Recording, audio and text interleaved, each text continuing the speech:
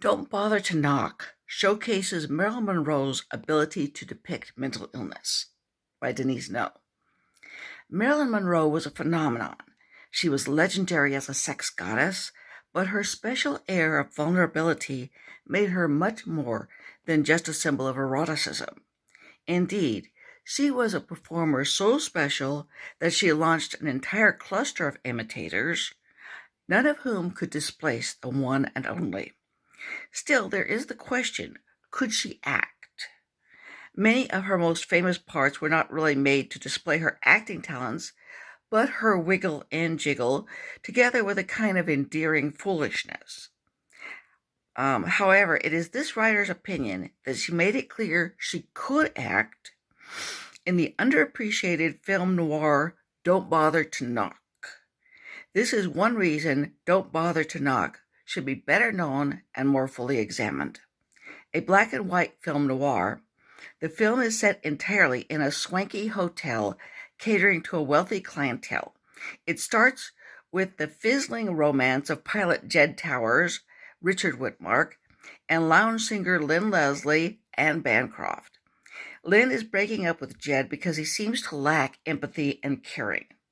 Then we see elevator operator Eddie Forbes, Elisha Cook Jr., introduce his lovely niece, the shy Nell Forbes, who was played by Marilyn Monroe, to the married couple, Peter Jones, Jim Backus, and Ruth Jones, Lorene Tuttle.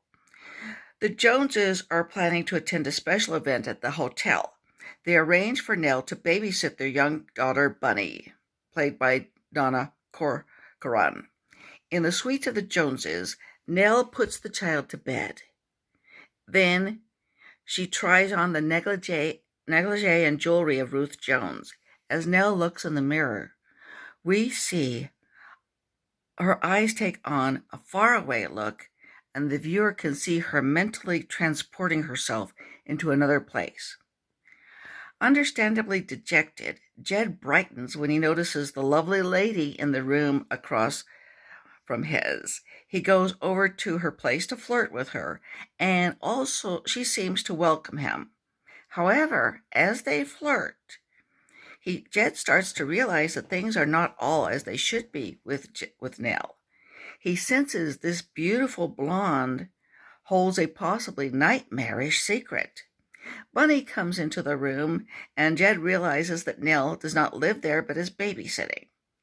Without giving spoilers out, this reviewer can say that the film is extremely watchable and deeply disturbing.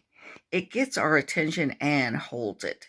Part of the reason a viewer will experience great tension is that Nell's disturbance is so deep and so great that it endangers the safety, even the life, of a child.